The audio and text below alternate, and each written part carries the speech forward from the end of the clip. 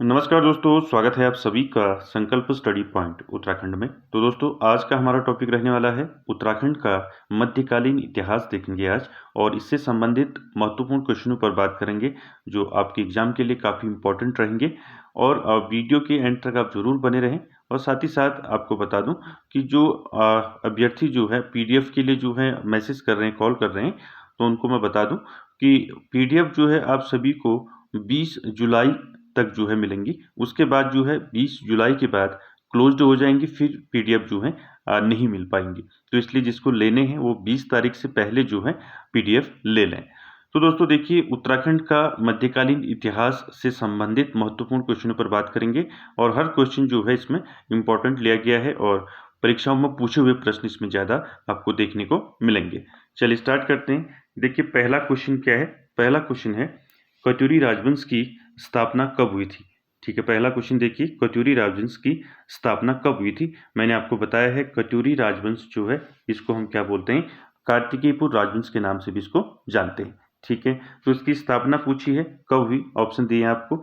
और साथ ही साथ आप क्वेश्चन को आंसर करने का कुछ आंसर करें हर क्वेश्चन को, और लास्ट में बताएं कि आपने कितने क्वेश्चन जो है इसमें सही किए। ठीक है, चलिए कत्यूरी राजवंश की स्थापना की बात करें तो कब हुई। तो पहले का राइट आंसर क्या रहेगा आपका, पहले का राइट रहेगा 700 ईस्वी में। ठीक है, यानी कि कत्यूरी राजवंश यानी कि कार्तिकेयपुर राजवंश की स्थापना कब हुई थी, 700 ईस्वी में हुई थी। ठीक है, क्लियर हो गया। अब इससे संबंधित कुछ और जो महत्वपूर्ण क्वेश्चन बन सकते हैं। तो देखिए, कत्यूरी राजवंश हम इसे क्या कहते हैं, कार्तिकेयपुर राजवंश के नाम से जानते हैं। ठीक है, और इसकी स्थापना की बात करें तो 700 ईस्वी में हुआ। ठीक है, आप सभी जानते हैं। और संस्थापक पूछा जा सकता है, कत्यूरी वंश या कार्तिकेयपुर राजवंश का संस्थापक कौन था, तो कौन था, बसंत देव था। ठीक है, बसंत देव। ठीक है, कौन था, कत्यूरी या कार्तिकेयपुर राजवंश का संस्थापक कौन था, बसंत देव था। ठीक है, और कत्यूरी राजवंश को जो है पहला जो है उत्तराखंड का पहला ऐतिहासिक राजवंश माना जाता है, कत्यूरी राजवंश को। ठीक है, और साथ ही साथ एक क्वेश्चन और बनता है बसंत देव से। देखिए, बसंत देव की बात करें तो जोशीमठ में जो है एक नरसिंह मंदिर है जोशीमठ का। तो जोशीमठ का जो नरसिंह मंदिर है उसका निर्माण भी किसने करवाया था, बसंत देव ने कराया था। ठीक है, याद रखें इसको। और इसके साथ साथ जो कत्यूरी शब्द है, ये भी क्वेश्चन बना है एक बार कि कत्यूरी शब्द का प्रयोग जो है सबसे पहले, यानी कि कत्यूरी शब्द का इस्तेमाल सबसे पहले किसने किया, तो आपका आंसर रहेगा एटकिंसन। ठीक है, किसने किया, एटकिंसन ने। ठीक है, इसको भी आप याद रखेंगे। ठीक हो गया, क्लियर हो गया पहला क्वेश्चन। आगे चलते हैं क्वेश्चन नंबर 2 पर। क्वेश्चन 2 देखिए, क्वेश्चन नंबर, कत्यूरी शासकों की राजभाषा थी। तो कत्यूरी शासकों की राजभाषा क्या थी, संस्कृत थी। ठीक है, डी आपका राइट रहेगा। आगे चलते हैं क्वेश्चन नंबर 3 पर। क्वेश्चन नंबर 3 है, देखिए क्वेश्चन नंबर 3 है, उत्तराखंड में गढ़वाल कुमाऊं क्षेत्र का प्रथम राजवंश किसे माना जाता है। ठीक है, इंपॉर्टेंट है। देखिए, उत्तराखंड में गढ़वाल कुमाऊं क्षेत्र का प्रथम राजवंश जो है किसे माना जाता है। तो राइट क्या रहेगा क्वेश्चन नंबर 3 का, बताइए। क्वेश्चन नंबर 3 का राइट आंसर क्या रहेगा, ये बताया मैंने आपको, कत्यूरी राजवंश। ठीक है, यानी कि कत्यूरी राजवंश को उत्तराखंड में गढ़वाल कुमाऊं क्षेत्र का प्रथम राजवंश जो है इसको माना जाता है। ठीक हो गया, आगे चलते हैं। अगला क्वेश्चन है आपका क्वेश्चन नंबर 4। देखिए, कौन जो है कत्यूरी राजाओं की कुलदेवी के रूप में पूजी जाती थी। तो देखिए, कामाख्या, सरस्वती, लक्ष्मी, नंदा देवी। तो राइट आंसर क्वेश्चन नंबर 4 का क्या रहेगा, बताइए।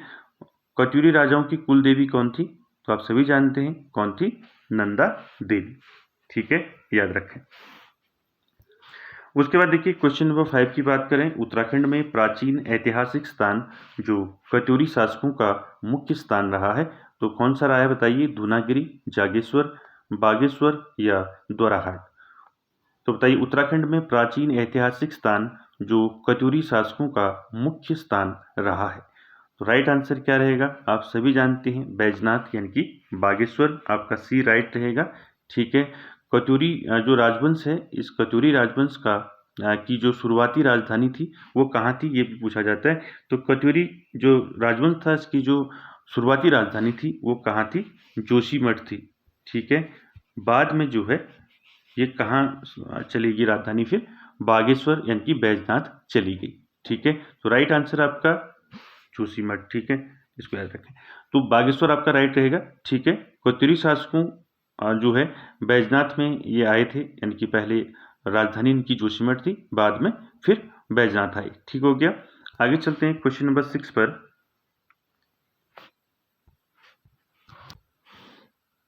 देखिए क्वेश्चन नंबर 6 की बात करें, कत्यूरी प्रशासन में तहसील स्तर पर प्रशासनिक इकाई को कहा जाता था।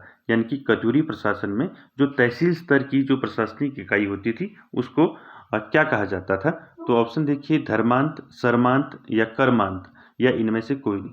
तो क्वेश्चन नंबर 6 का राइट आंसर क्या रहेगा, यानी कि कत्यूरी प्रशासन में तहसील स्तर की जो प्रशासनिक इकाई होती थी उसको कहते थे कर्मांत।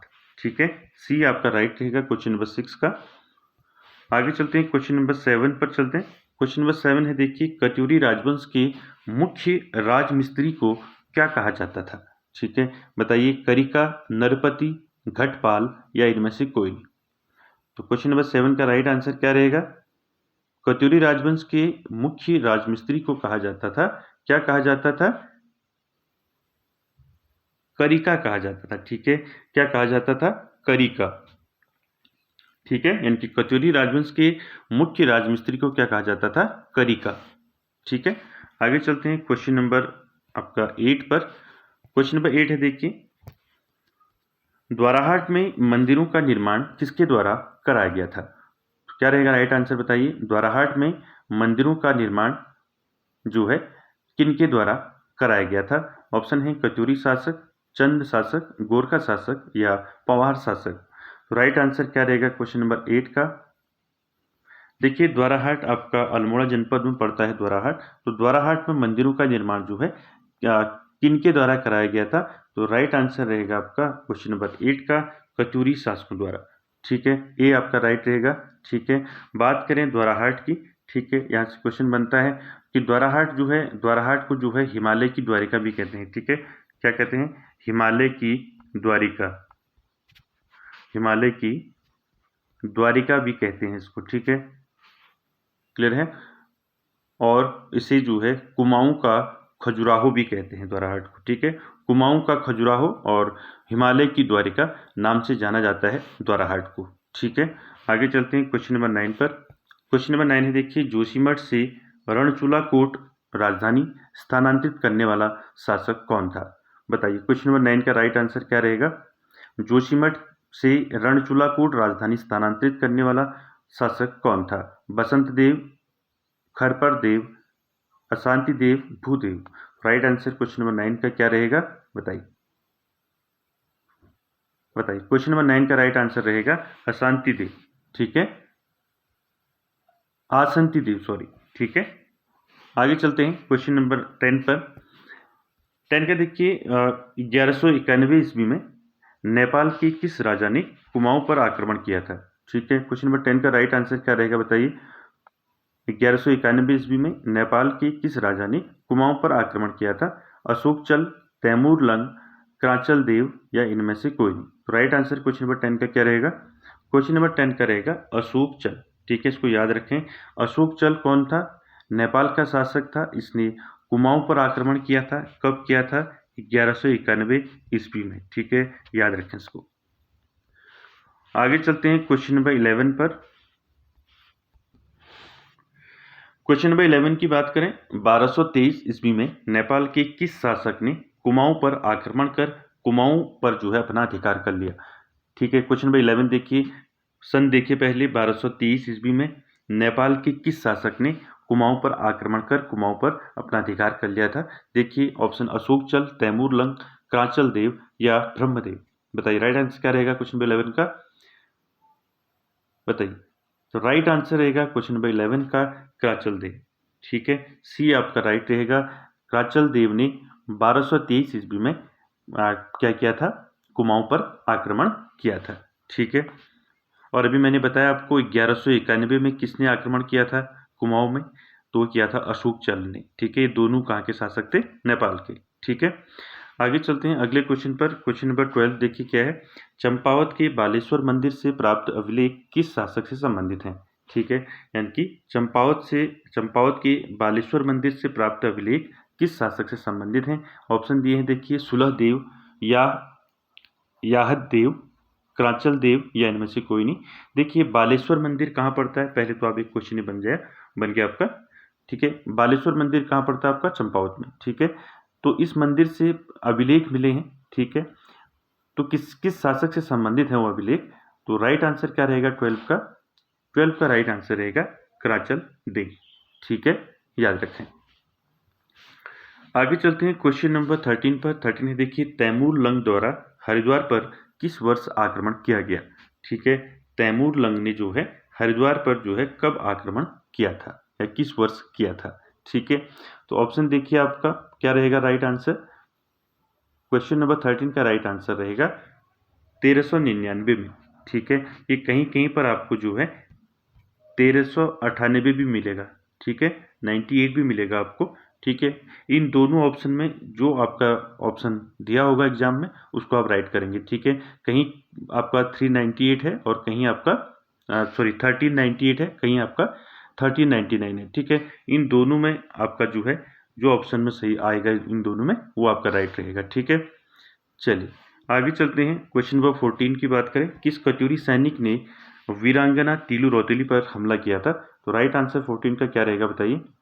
किस कटोरी सैनिक ने जो है वीरांगना तीलू रौतेली पर हमला किया था? ठीक है, राइट आंसर क्या रहेगा 14 का? 14 का राइट आंसर रहेगा रामू रजवार। ठीक है, राइट आंसर क्या रहेगा? रामू रजवार ने जो है क्या किया था? तीलू रौतेली पर हमला किया था। ठीक है, और बात करें तीलू रौतेली की। ठीक है, तीलू रौतेली का जन्म जो है कब हुआ था? 8 अगस्त 1661 में हुआ था। 8 अगस्त 1661 में हुआ था जन्म किसका? तीलू रौतेली का। कहाँ हुआ था? पौड़ी में। ठीक है, और तीलू रौतेली को जो है क्या कहा जाता है? गढ़वाल की झांसी की रानी कहते हैं तीलू रौतेली को, और गढ़वाल की जो है जॉन ऑफ आर्क भी कहा जाता है तीलू रौतेली को। ठीक है, और तीलू रौतेली की जो घोड़ी थी उसका नाम क्या था पूछा जाता है, तो क्या नाम था? बिंदुली उसका नाम था। ठीक है, क्या नाम था? बिंदुली। ठीक है, क्लियर हो गया। आगे चलते हैं क्वेश्चन नंबर 15 पर। 15 क्या है देखिए, 15 है चंद्रवंश की वंशावली के अनुसार इस जो राजवंश है इसका संस्थापक कौन था? तो चंद्रवंश की वंशावली के अनुसार चंद्रवंश का संस्थापक कौन था? तो राइट आंसर आपका 15 का राइट आंसर क्या रहेगा? 15 का राइट आंसर रहेगा सोमचंद। ठीक है, सोमचंद जो है क्या था? संस्थापक था चंद्रवंश का। ठीक है, और क्लियर हो गया। आगे चलते हैं क्वेश्चन नंबर 16 की बात करें। क्वेश्चन नंबर 16 देखिए, किस चंद शासक को मौलिक पुरुष भी कहा जाता है? ठीक है, ऑप्शन देखिए, सोमचंद, कल्याणचंद, मोहनचंद या महेंद्र चंद। तो बताइए किस चंद शासक को मौलिक पुरुष भी कहा जाता है? तो राइट आंसर रहेगा आपका क्या रहेगा राइट आंसर? बताइए 16 का राइट आंसर। राइट आंसर रहेगा सोमचंद। ठीक है, सोमचंद को कहा जाता है मौलिक पुरुष। ठीक है, आगे चलते हैं क्वेश्चन नंबर 17 की बात करें। देखिए कालू तड़ागी किस चंद शासक का सेनापति था? ठीक है, नाम याद रखें, कालू तड़ागी चंदवंश का किस चंद्रवंश शासक का क्या था? एक सेनापति, यानी कि चंद्रवंश के किस शासक का सेनापति था कालू तड़ागी? ऑप्शन देखिए, देवीचंद, लक्ष्मीचंद, सोमचंद या महेंद्रचंद। तो राइट आंसर 17 का क्या रहेगा? तो 17 का राइट आंसर रहेगा सोमचंद का सेनापति था कालू तड़ागी। ठीक है, क्लियर हो गया।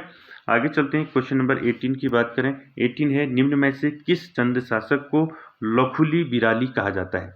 इंपॉर्टेंट है, बताइए किस चंद शासक को कहा जाता है लखुली बिराली? तो राइट आंसर क्या रहेगा 18 का? राइट आंसर रहेगा लक्ष्मी चंद को कहा जाता है। ठीक है, याद रखें लक्ष्मी चंद को क्या कहा जाता है? लखुली बिराली। ठीक है, सी आपका राइट रहेगा।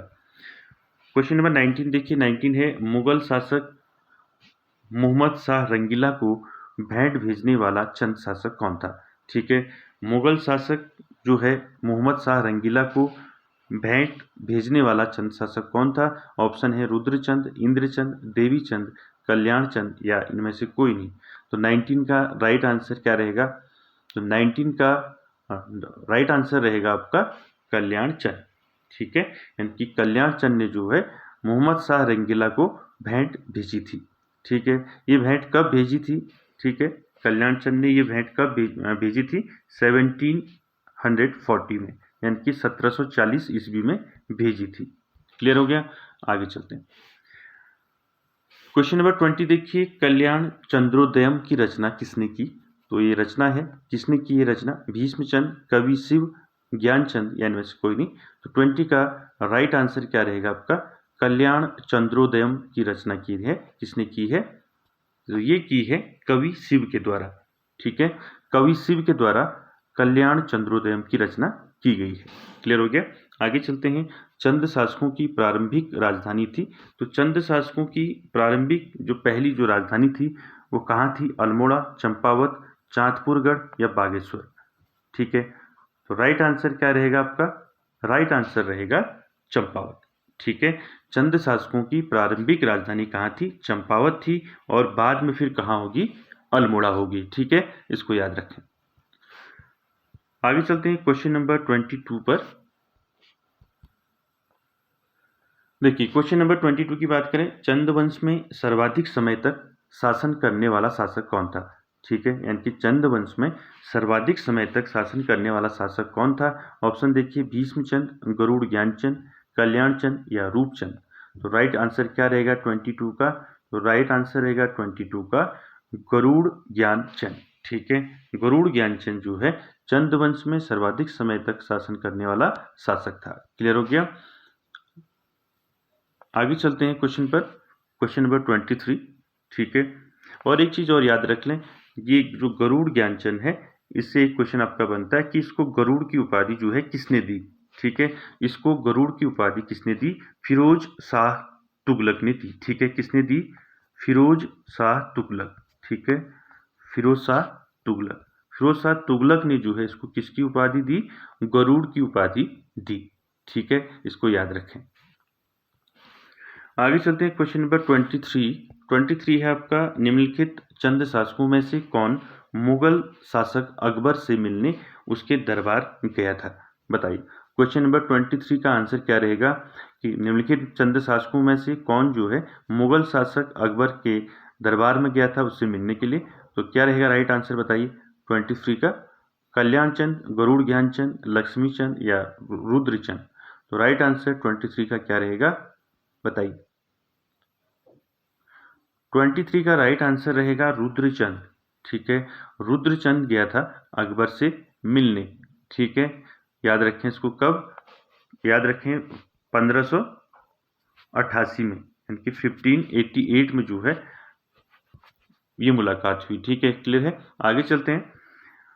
क्वेश्चन नंबर 24 की बात करें, किस राजा के काल को विद्वानों ने कुमाऊं का स्वर्ण काल कहा है?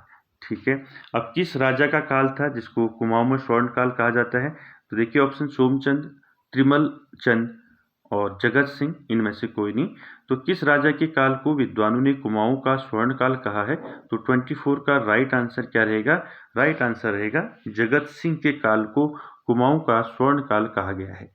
ठीक है, याद रखें जगत सिंह का शासनकाल, इसका शासनकाल कब से कब तक रहा? 1708 से लेके 1720 तक इनका कार्यकाल रहा जगत सिंह का। ठीक है, इनने जो है जुआ और जुए पर इनने जो है क्या लगाया था? टैक्स लगाया था। ये भी क्वेश्चन बना था। ठीक है, कि जुए पर टैक्स लगाने वाला शासक चंद्रवंश का कौन था? आपका जगत सिंह। ठीक है, क्लियर हो गया? आगे चलते हैं। क्वेश्चन नंबर 25 देखिए, किस वंश के शासकों द्वारा कुमाऊं क्षेत्र में भूमि निर्धारण का कार्य करने तथा ग्राम प्रधान की नियुक्ति करने की परंपरा शुरू हुई? तो बताइए 25 का राइट आंसर क्या रहेगा? किस वंश के शासकों द्वारा कुमाऊं क्षेत्र में भूमि निर्धारण कार्य करने तथा ग्राम प्रधान की नियुक्ति करने की परंपरा शुरू हुई?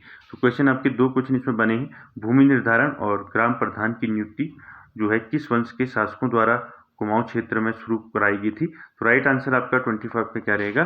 चंद वंश। ठीक है, चंद राजवंश, बी आपका राइट रहेगा। ठीक है, आगे चलते हैं क्वेश्चन नंबर 26 पर, चंद शासक मूलतः जो है किसके उपासक थे? तो राइट आंसर रहेगा 26 का क्या रहेगा, शैव यानी कि भगवान शिव के उपासक थे चंद्रवंश के शासक। ठीक है, आगे चलते हैं। क्वेश्चन नंबर 27 की बात करें। क्वेश्चन नंबर 27 देखिए, चंद राजवंश की कुलदेवी का नाम क्या था। ठीक है, चंद राजवंश की कुलदेवी का नाम क्या था। तो देखिए, राज राजेश्वरी देवी, बाला सुंदरी देवी, नंदा देवी या सुनंदा। तो राइट आंसर 27 का क्या रहेगा बताइए। 27 का राइट आंसर रहेगा बाला सुंदरी देवी। ठीक है, तो चंद राजवंश की कुलदेवी कौन थी, बाला सुंदरी देवी। ठीक है, आपने सुना होगा बाला सुंदरी मंदिर है आपका कहाँ है बताइए। काशीपुर में है आपका बाला सुंदरी मंदिर, जहाँ चैती मेला लगता है, आपने सुना होगा। तो चैती मेला लगता है जो बोक्सा जनजाति का प्रमुख मेला है। ठीक है, तो बी आपका राइट रहेगा 27 का। आगे चलते हैं 28 पर। 28 है देखिए, चंद राज्य में नगद प्राप्त किया जाने वाला भूकर कहलाता था। ठीक है, यानी कि चंद राज्य में, चंद वंश में जो नगद प्राप्त किया जाने वाला जो भूकर था उसको क्या कहा जाता है, सिरती, बैकर, कटक या इनमें से कोई नहीं। तो 28 का राइट आंसर क्या रहेगा बताइए। 28 का राइट आंसर रहेगा आपका, बताइए, सिरती। ठीक है, तो ए आपका राइट रहेगा। चंद राज्य में नगद प्राप्त किया जाने वाला भूकर क्या क्या कहलाता है, सिरती। ठीक है, बात करें बैकर की, तो ये अनाज पर लगता था टैक्स। ठीक है, और जो कटक था ये जो है सेना पर लगता था टैक्स। ठीक है, तीनों को याद रखें। आगे चलते हैं। क्वेश्चन नंबर 29 की बात करें। निम्न में से कौन चंद शासकों द्वारा निर्मित किला नहीं है, यानी कि 4 किले दे रखे हैं। ठीक है, इनमें से जो है कौन चंद शासकों द्वारा निर्मित किला नहीं है वो बताना है। तो 29 का राइट आंसर क्या रहेगा बताइए।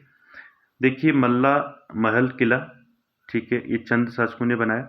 ठीक है, दूसरा देखिए राजबुंगा किला, ये भी चंदू ने बनाया। लाल मंडी किला, ये भी चंदू ने बनाया। लेकिन चांदपुरगढ़ का किला जो है चंदवंश ने नहीं बनाया, चंदवंश के शासकों ने। तो राइट आंसर रहेगा डी 29 का। और देखिए, अब बात करें मल्ला महल किला की, ये कहाँ है आपका, अल्मोड़ा में है। ठीक है, किसने बनाया मल्ला महल किला, ये बनाया रुद्रचंद ने। किसने बनाया, रुद्रचंद। ठीक है, रुद्रचंद ने बनाया मल्ला महल किला, कहाँ है, अल्मोड़ा में। ठीक है, दूसरा देखिए राजबुंगा किला। राजबुंगा किला कहाँ है, ये है चंपावत में। ठीक है, किसने बनाया राजबुंगा किला, सोमचंद ने। किसने बनाया, सोमचंद ने। ठीक है, सोमचंद ने बनाया राजबुंगा किला, रुद्रचंद ने बनाया मल्ला महल किला। ठीक है, और लाल मंडी किला जो है, लाल मंडी किला कहाँ है, ये अल्मोड़ा में है। इसको किसने बनाया, इसको बनाया कल्याण चंद ने। ठीक है, याद रखें। और चांदपुरगढ़ किला जो है ये कहाँ है, ये है आपका चांदपुरगढ़ किला चमोली में। ठीक है, और इस चांदपुरगढ़ किले का निर्माण किसने किया, ये कनकपाल ने किया। ठीक है, इसको याद रखें। क्लियर हो गया, आगे चलते हैं। क्वेश्चन नंबर 30 देखिए। क्वेश्चन नंबर 30 है, एटकिंसन के अनुसार कुमाऊं के चंद शासकों की बहादुरी का वर्णन किस वृत्तांत में मिलता है बताइए। राइट आंसर क्या रहेगा 30 का बताइए। एटकिंसन के अनुसार पूछा है, कुमाऊं के चंद शासकों की बहादुरी का वर्णन किस वृत्तांत में मिलता है। त्वारीख शाही, मानस खंड, तारीख दाऊदी, इनमें से कोई नहीं। तो राइट आंसर क्या रहेगा क्वेश्चन नंबर 30 का राइट आंसर रहेगा, एटकिंसन के अनुसार कुमाऊं के चंद शासकों की बहादुरी का वर्णन किस वृत्तांत में मिलता है, तारीख दाऊदी में मिलता है। ठीक है, सी आपका राइट रहेगा 30 का। बात करें क्वेश्चन नंबर 31 की। 31 क्या है देखिए, निम्न में कौन सुमेलित नहीं है। तो देखिए किले दिए हैं, इनमें से कौन सुमेलित नहीं है वो बताना है। पहला देखिए नैथाना किला अल्मोड़ा में है। ठीक है, तो बिल्कुल सही है, अल्मोड़ा में है नैथाना किला। देखिए सी, देखिए बाणासुर किला, ये चंपावत में है, ये भी ठीक है। और उसके बाद देखिए कुछ बी, सिरमोही किला, ये सिरमोही किला अल्मोड़ा में नहीं है। ठीक है, सिरमोही किला कहाँ है, ये है लोहाघाट चंपावत में। कहाँ है, लोहाघाट, लोहाघाट में है चंपावत में। ठीक है, इसको याद रखें। बाकी तीनों जो हैं आपके, ये नैथाना किला अल्मोड़ा में है, बाणासुर किला चंपावत में है, और गौला चौड़ ये चंपावत में है। ठीक है, सिरमोही किला नहीं है अल्मोड़ा में। ठीक है, ये है आपका चंपावत में, यानी कि लोहाघाट चंपावत में। क्लियर हो गया, आगे चलते हैं, क्वेश्चन नंबर 32 को देखेंगे। चलिए देखिए, क्वेश्चन नंबर 32 की बात करें, परमार या पंवार वंश का संस्थापक कौन था? तो देखिए, परमार कहो या पंवार कहो, एक ही बात है। तो पंवार वंश का संस्थापक कौन था? अजयपाल, कनकपाल, ठीक है, कनक राव या जगतपाल? तो राइट आंसर क्या रहेगा 32 का? राइट आंसर रहेगा आपका कनकपाल। ठीक है, आप सभी जानते हैं पंवार वंश का संस्थापक कौन था? कनकपाल। ठीक है,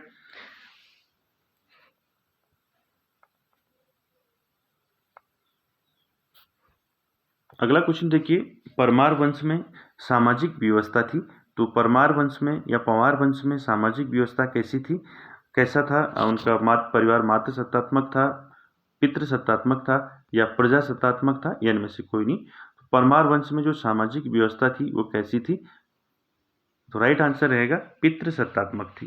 ठीक है, बी आपका राइट रहेगा क्वेश्चन नंबर 33 का। ठीक है, आगे चलते हैं, क्वेश्चन नंबर 34 की बात करें। किस परमार शासक के शासनकाल में सती प्रथा का उल्लेख मिलता है? ठीक है, मोस्ट इंपॉर्टेंट है। देखिए, किस परमार शासक या पंवार शासक के शासनकाल में सती प्रथा का उल्लेख मिलता है? तो राइट आंसर क्या रहेगा बताइए 34 का?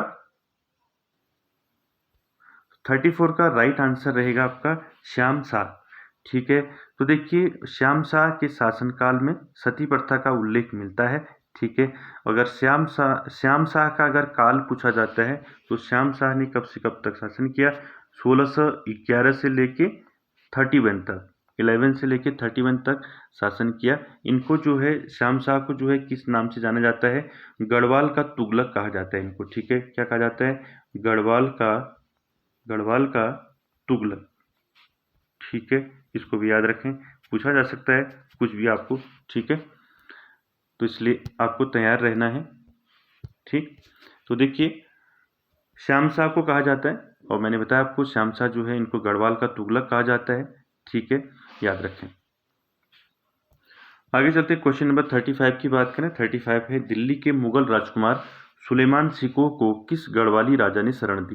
ये क्वेश्चन कई बार परीक्षाओं में पूछा जा चुका है। दिल्ली के मुगल राजकुमार सुलेमान सिकोह को किस गढ़वाली राजा ने शरण दी थी? तो ऑप्शन राइट क्या रहेगा 35 का? सुदर्शन शाह, पृथ्वीपति शाह, प्रद्युम्न शाह या इनमें से कोई नहीं? तो 35 का राइट आंसर क्या रहेगा आपका? दिल्ली के मुगल राजकुमार यानी कि सुलेमान सिकोह को किस गढ़वाली राजा ने शरण दी थी? तो किसने दी? पृथ्वीपति शाह ने। ठीक है, पृथ्वीपति शाह ने शरण दी। कब दी? आपका ये पूछा जा सकता है, कब दी? 1658 ईस्वी में दी। ठीक है, याद रखें। आगे चलते हैं, क्वेश्चन नंबर 36 आपका देखिए, परमार शासकों को शाह की उपाधि किसके द्वारा दी गई थी?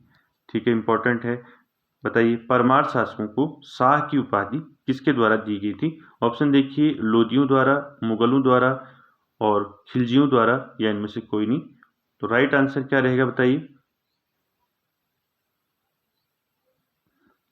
तो राइट आंसर रहेगा 36 का राइट आंसर रहेगा लोदियों द्वारा। ठीक है, ये आपका राइट रहेगा। परमार शासकों को शाह की उपाधि किसने दी? लोदियों द्वारा दी गई। ठीक है, और एक क्वेश्चन और बनता है यहाँ से, शाह की उपाधि धारण करने वाला पहला पंवार शासक कौन था? ये क्वेश्चन बना है कई बार कि शाह की उपाधि धारण करने वाला पहला पंवार शासक कौन था? तो कौन था? बलभद्र शाह। कौन था? बलभद्र शाह। बलभद्र शाह। ठीक है, बलभद्र शाह जो है शाह की उपाधि धारण करने वाला पहला पंवार शासक था। ठीक है, आगे चलते हैं, क्वेश्चन नंबर 37 पर। 37 है, देखिए, ऐतिहासिक संग्रह गढ़वाल राजा वंशावली की हस्तलिखित पांडुलिपि के लेखक हैं। ठीक है, देखिए, ऐतिहासिक संग्रह है, क्या है? गढ़वाल राजा वंशावली। इसकी जो है हस्तलिखित पांडुलिपि किसने लिखी, वो पूछा आपका क्वेश्चन। तो 37 का राइट आंसर क्या रहेगा आपका, बताइए? तो 37 का देखिए, ये संग्रह है गढ़वाल राजा वंशावली। इस हस्तलिखित पांडुलिपि के लेखक हैं कवि देवराज। ठीक है, बी आपका राइट रहेगा इसका, कवि देवराज। ठीक है, आगे चलते हैं 38 पर। देखिए अगला क्वेश्चन है 38। उत्तराखंड में नवरत्न किस राजा के दरबार में रहते थे? तो राइट आंसर क्या रहेगा बताइए। उत्तराखंड में नवरत्न जो है किस राजा के दरबार में रहते थे? ऑप्शन है आपकी कीर्ति शाह, मेदिनी शाह, फतेहपति शाह या नरेंद्र शाह।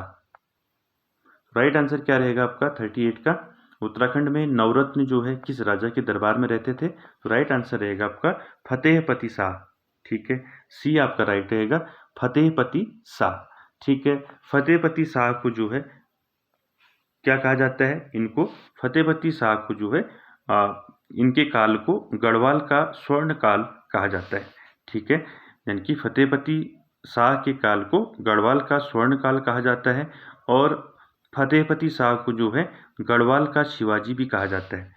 ठीक है, इनको गढ़वाल का शिवाजी भी कहते हैं, याद रखना, ये भी क्वेश्चन आपका बन सकता है। ठीक है, गढ़वाल का शिवाजी किसे कहा जाता है? फतेहपति शाह को। ठीक है, और इन्हीं के काल को जो है गढ़वाल का स्वर्ण काल भी कहा जाता है। आगे चलते हैं अगला क्वेश्चन पर 39 क्वेश्चन नंबर। किस परमार शासक ने सर्वप्रथम अपने राज्य में अंग्रेजी शिक्षा प्रारंभ की? ठीक है, बताइए किस परमार शासक या पवार शासक ने सर्वप्रथम जो है अपने राज्य में अंग्रेजी शिक्षा प्रारंभ की? तो ऑप्शन आपके देखिए कीर्ति शाह, प्रताप शाह, भवानी शाह या नरेंद्र शाह। तो क्या रहेगा राइट आंसर आपका? किस परमार शासक या पवार शासक ने सर्वप्रथम क्या किया? अंग्रेजी शिक्षा प्रारंभ की अपने राज्य में। बताइए क्या रहेगा राइट आंसर? राइट आंसर रहेगा आपका 39 का आपका प्रताप शाह। ठीक है, प्रताप शाह ने जो है सर्वप्रथम अपने राज्य में अंग्रेजी शासन जो अंग्रेजी शिक्षा जो है इसका प्रारंभ किया। और एक क्वेश्चन यहाँ से एक और बनता है कि प्रताप शाह ने जो है एक स्कूल खोला था, कहाँ खोला? ठीक है, इनके प्रताप शाह ने जो है एक स्कूल खोला था, कहाँ? टिहरी में एक स्कूल खोला था। ठीक है, कब खोला था? ये आपका पहला अंग्रेजी स्कूल खोला था टिहरी में, किसके द्वारा? प्रताप शाह के द्वारा। ये क्वेश्चन भी बना है। ठीक है, यानी कि प्रताप शाह ने टिहरी में पहला अंग्रेजी स्कूल खोला था। कब खोला था स्कूल? ये स्कूल खोला था आपका 1883 में। कब खोला था? 1883 में। ठीक है, 1883 में। क्लियर हो गया? आगे चलते हैं क्वेश्चन नंबर 40 पर। क्वेश्चन नंबर 40 देखिए किस परमार शासक के समय जो है गुरु रामराय श्रीनगर आए थे? तो बताइए प्रदीप शाह, पृथ्वी शाह, जगत शाह या फतेहपति शाह। राइट आंसर 40 का क्या रहेगा? किस परमार शासक के समय गुरु रामराय श्रीनगर आए थे? राइट आंसर रहेगा आपका फतेहपति शाह। ठीक है, डी आपका राइट रहेगा। आगे चलते हैं अगले क्वेश्चन पर। अगला क्वेश्चन है गढ़ राजवंश किसकी रचना है? ठीक है, ये गढ़ राजवंश जो है ये किसकी रचना है ये बताना है। मौलाराम, रतन कवि, गुमानी पंत या स्वामी शशिधर। बताइए राइट आंसर क्या रहेगा? गढ़ राजवंश किसकी रचना है? बताइए। तो गढ़ राजवंश जो है ये रचना है किसकी? मौलाराम की। ठीक है, मौलाराम की रचना है। ठीक है, और इसको मौलाराम ने जो है किस भाषा में लिखा है? ये भी आप क्वेश्चन बन सकता है, ब्रज भाषा में लिखा है इसको। ठीक है, यानी कि जो गढ़ राजवंश है इसको ब्रज भाषा में लिखा है मौलाराम ने। ठीक है, अगला क्वेश्चन देखिए क्वेश्चन नंबर 42 की बात करें। परमार शासकों के सिक्कों की ढलाई के लिए प्रयुक्त टकसाल कहाँ स्थित थी? ऑप्शन दिए हैं आपके लैंसडाउन, श्रीनगर, कोटद्वार, देहरादून। राइट आंसर क्या रहेगा? परमार शासकों के सिक्कों की ढलाई के लिए प्रमुख टकसाल कहाँ स्थित थी? तो राइट आंसर रहेगा 42 का श्रीनगर। ठीक है, बी आपका राइट रहेगा। ठीक है, तो दोस्तों ये थे आपका कुछ महत्वपूर्ण क्वेश्चन। उत्तराखंड का मध्यकालीन इतिहास हमने देखा, इससे संबंधित महत्वपूर्ण क्वेश्चन पर हमने बात की। आई होप आपको अच्छा लगा होगा और वीडियो कैसी लगी कमेंट बॉक्स में ज़रूर कमेंट करें। Thank you very much.